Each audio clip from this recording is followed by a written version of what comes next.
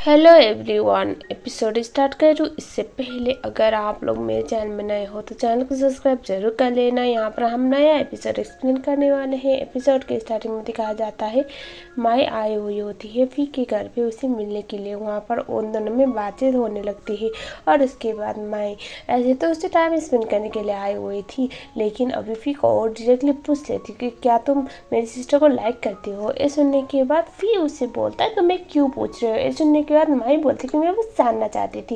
ये सुनने के बाद फी बोलता है कि जस्ट तुम ये समझो कि मैं उसे हेट नहीं करता।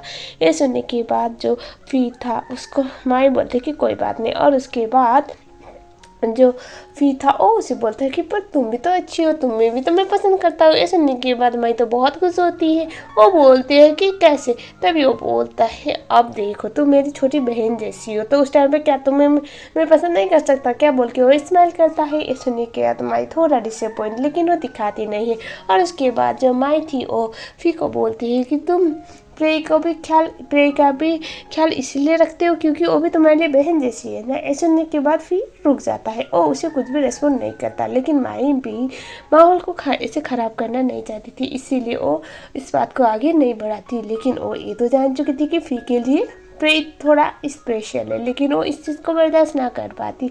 हमें दिखाया जाता है वापस जब प्रे जो माई थी उसे घर पे छोड़ने के लिए आया हुआ था प्राइन के घर पे, तो उस टाइम पे माई उससे गाल पे किस करती है।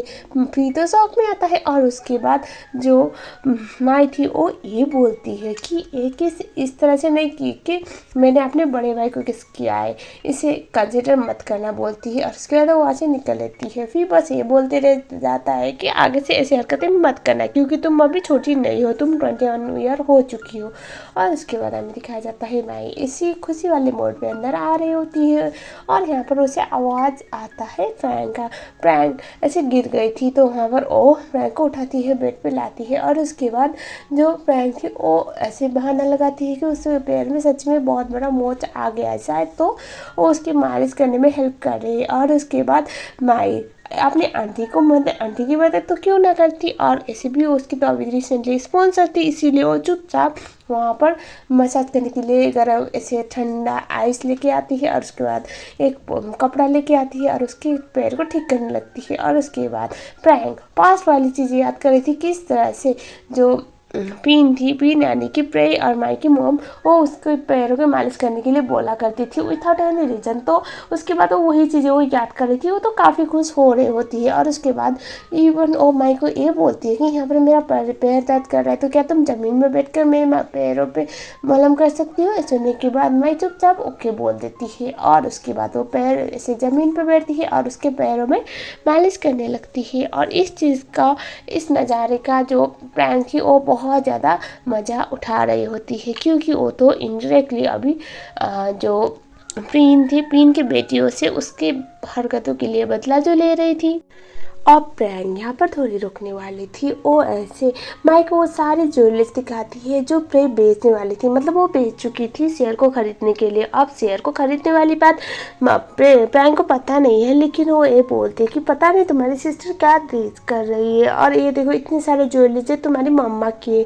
और माइक को तो पता नहीं उसकी मॉम के पास कौन से ज्वेलरीज थे क्योंकि वो काफ़ी छोटी हुआ करती थी, इसलिए वो पूछती कि हरी शेयर है मेरी मम्मा की है। सुनने के बाद प्रैंक उसको कुछ फोटोज दिखाते पुराने और उसके बाद वो उसे यकीन दिलाती क्योंकि वो तो अब जो प्रैंक थी वो प्रीन की अभी असिस्टेंट से लेकर सब कुछ थी, बेसिकली नौकरानी मेड सब कुछ, तो वो तो उसके बहुत ही से ऐसे जानती थी, इवन उसकी ज्वेलरी सब कुछ। तो वो बोलते हैं कि ये सब कुछ उसी की है और वो कुछ उसे फोटो दिखाती है और बोलती है कि वो इतनी ज्वेलरीज क्यों बेच रही है और मुझे समझ में आ नहीं रहा कि इतने सारे ज्वेलरीज क्यों बेच रही है, लेकिन तुम्हें क्यों नहीं बताया, तुम भी तो पीन की बेटी हो, उसकी बहन हो, क्या वो तुम्हें बहन कंसिडर नहीं करती क्या।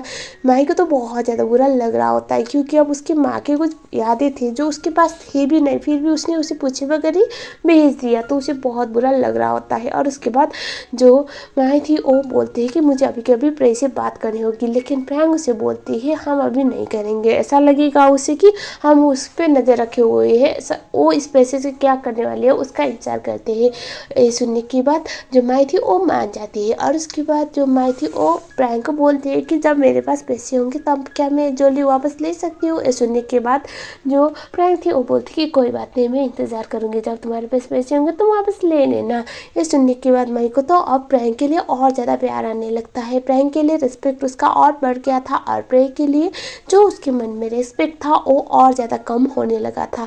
माई ऐसी फ़ोटो देख रही थी अपनी मम्मा की और उसके बाद वो बोल रही थी कि मुझे पता नहीं चल रहा, मुझे समझ में नहीं आता प्रेम बार बार मेरे साथ ये सब क्यों करती है, मुझे हॉट करती है वही क्यों रहती है, ऐसा बोल के वो बस रोए जा रही थी। अगले सीन में दिखाया जाता है फिर अभी प्रैंक के पास मिलने के लिए आया हुआ होता है। उसने वहाँ पर उसे मीटिंग का बहाना करके बुलाया हुआ था, लेकिन यहाँ पर आने के बाद जो प्रैंक थी ओवी को ये बोल रही थी कि तुम्हें फिर प्रे का ख्याल रखना है। फिर बोलता है कि क्यों, तभी वो उसे बोलते हैं कि क्योंकि वो काफ़ी ज़्यादा वीक है और अभी वो बहुत ज़्यादा लो फेज पे चल रही है। ये सुनने के बाद जो फी था वो उसे बोलता है कि तुम मुझे ये सब इसलिए बोल रही हो क्योंकि तुम्हें ऐसा लग रहा है ना कि मैं उसका ख्याल रखूँगा तो केंग का ध्यान उस पर ऊपर से हट जाएगा। जो प्रैंक थी वो बोलती है नहीं, सच में मुझे तुम्हारी फीलिंग की कदर है और तुम्हें वो सब कुछ करना पड़ेगा जो मैं बोलूँगी क्योंकि मैं तुम्हारा बुरा कभी नहीं चाहूँगी।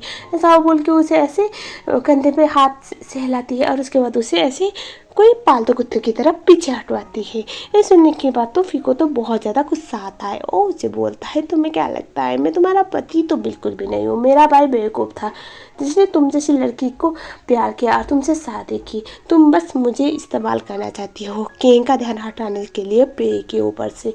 और उसके बाद वो उसे बोलता है कि मुझे कभी तुम्हारा पति मेरे भाई मत समझना कि मैं तुम्हारे हर ऑर्डर को मानूंगा।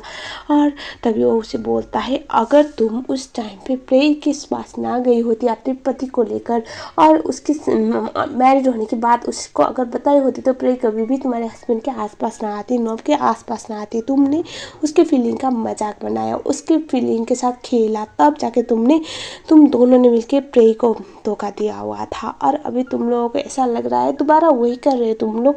अगर तुम इतना कुछ कर सकती हो तो प्रे अभी जो किंग के साथ कर रही हो वो गलत कैसे हुआ, क्योंकि जैसा तुम कर रही हो ऐसा इन रिटर्न वो कर रही है तो आई डोंट थिंक वो गलत है। ये सुनने के बाद तो उसे बहुत ज़्यादा गुस्सा आता है और उसे एक तमाचा लगाने वाली थी। फिर उसे रोक लेता है और उसके बाद वो उसे बोलता है मुझे ऑर्डर देना बंद करो, मैं तुम्हारा पालतू कुत्ता नहीं हूँ, ना ही मैं तुम्हारा कोई नौकर हूँ और मुझे आप नोक तो बिल्कुल भी मत समझना। शायद नोक तुम्हारी हर बात को मानता होगा, मैं नहीं, मैं बस यहाँ पर इसलिए हूँ क्योंकि मैं अपने भतीजे को प्यार करता हूँ, वरना मुझे बाकी चीज़ों से लेना देना नहीं।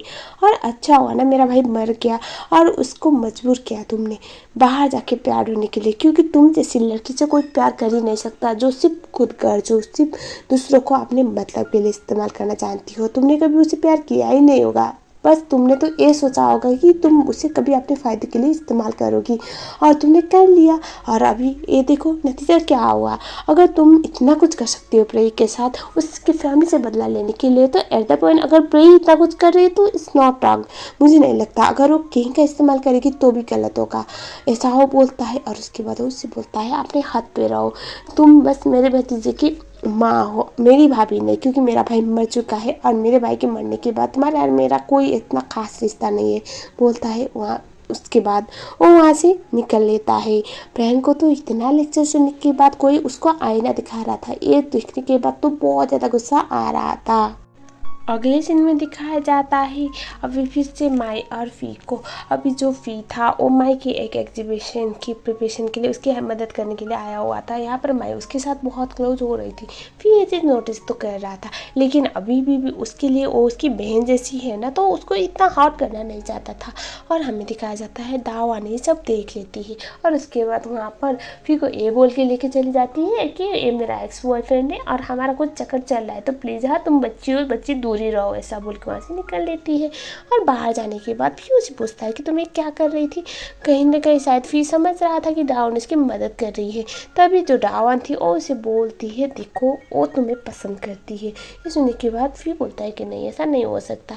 ये सुनने के बाद जो डावन थी वो बोलती है मैंने उसके फेसबुक जो सोशल मीडिया है उसके स्टेटस देखे हुए हैं और एक लड़की कभी भी किसी मैन को इतना इंपॉर्टेंस नहीं देगी जब तक वो उसके लिए खास होगा और तुम उसके लिए खास हो। प्लीज़ इससे पहले कुछ बिगड़े तुम संभल जाओ। ये सुनने के बाद फी बोलता है ओ मेरी प्रॉब्लम है, और उसके बाद डावन उसे बोल रही थी उन दोनों बहनों का प्रॉब्लम ही यही है, बाहर दिखाएंगे कि बहुत इनोसेंट है, बहुत स्वीट है, लेकिन एट द एंड वही करेंगे जो उन्हें चाहिए। फिर बोलता है तुम्हारा मतलब, तभी डावन बोलते हैं जो माँ प्रे है वो अभी डाई के साथ उसके घर पे रह रही है। फिर बोलता है कि नहीं ऐसा नहीं हो सकता। ये सुनने के बाद वो उसे बोल रहा था नहीं यही हुआ है, वो वहीं पर रहते हैं, दोनों साथ में लिव इन कर रहे हैं। फिर वहाँ से निकल लेता है और हमें दिखाया जाता है एक बार और किंग और किंग को समझाने की ट्राई कर रही थी कि तुम्हें बाहर फॉरेन इंग्लैंड में शिफ्ट होकर पढ़ाई करनी है, लेकिन किंग मना कर रहा था। वो बोल रहा था आप मुझे यहाँ से इसलिए भेज रहे ताकि आप प्रे से मुझे दूर कर पाओ। तभी फ्रैंक उसे समझा रही थी फ्रैंक जितनी इनोसेंट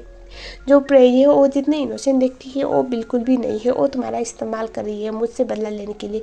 तभी जो किंग था वो बोलता है कि इसका रीज़न क्या है, आपने ऐसा क्या कर दिया जो वो आपसे बदला लेने के लिए इतना कुछ कर रही है। तभी प्रैंग उसे बोलते हैं कि मैं तुम्हारी माँ हूँ और मैं तुम्हें बारे में कभी भी गलत नहीं सोचूंगी, प्लीज़ मेरी बात को समझो, वो तुम्हारा इस्तेमाल कर रही है, ऐसा वो बोलती है। और बेचारा किंग तो बहुत बड़े डिलेमा में फंस जाता है। और हमें दिखाया जाता है अगले वाले सीन में जो फी था वो अभी प्रे से मिलने के लिए अभी डाई के घर के लिए निकल रहा होता है। एट दैट टाइम कोई शेयर होल्डर उसे कॉल करता है, मतलब जो शेयर होल्डर प्रे को जो अपने शेयर बेचना चाहता था वो ऐसे फी को ये बोलता है कि जो प्रे है वो अपने शेयर होल्डर खरीदने के लिए रेडी हो रही थी, लेकिन मुझे कोई विटनेस चाहिए जब मैं शेयर होल्डर को अपना शेयर बेचूं तो उस टाइम पे, तो क्या तुम भेज सकती हो हमारे शेयर होल्डर के टाइम पे, शेयर होल्डर जो शेयर से वो बेचते टाइम पे विटनेस। सुनने के बाद फिर शौक में आता है, उसे धीरे धीरे करके प्रे का गेम समझ में आ जाता है। अगले सीन में प्रे को कॉल आया हुआ था शेयर होल्डर का कि वो अभी शेयर बेचना चाहते हैं, तो अभी साइन करने के लिए उसे जाना था, लेकिन उन्होंने ये नहीं बताया था कि वहाँ पर फी भी आने वाला है, या फिर उन्होंने फी को बता दिया था। सो हमें दिखाया जाता है प्रे बहुत खुश थी, फाइनली उसी कंपनी में वापस जाने का एक जरिया मिल रहा होता है। एंड देन तभी वहाँ पर आती है डाई की असिस्टेंट और वो बोलते हैं कि बाहर किंग तुमसे मिलने आए, प्लीज़ आओ। वो मना कर रहे हैं वहाँ से जाने के लिए। तभी फिर उसे बोल रहे थे कि प्लीज़ यहाँ से उसे जैसे तैसे करके भगा दो, लेकिन जो असिस्टेंट थी वो बोलती कि वो बिल्कुल नहीं सुन रहा। और तभी वहाँ पर किंग आ चुका था और किंग जब प्रे को देखता है तो इतने टाइम के बाद जब वो उसे देखता है उसे सीधा गले लगाता है। जब वो उसे गले लगाता है उसके बाद तो जो प्रे थी उसकी तो हालत बदली हो गई थी, वो तो बस शौक में आती है। और गाइज यहीं पर ये वाला एपिसोड ख़त्म हो गया और इसका जो नेक्स्ट एपिसोड है मैं बहुत जल्द लाऊंगी। तब तक के लिए अगर आप लोग मेरे चैनल में नए हो तो चैनल को सब्सक्राइब जरूर कर लेना, और इसी तरह के फ्रेश कंटेंट के लिए आप लोग मेरे चैनल को सब्सक्राइब कर सकती हो। यहाँ पर हम बहुत अमेजिंग से थाई ड्रामा एक्सप्लेन करते रहते हैं। तो मिलते हैं एक और नई वीडियो के साथ, तब तक के लिए थैंक यू सो मच।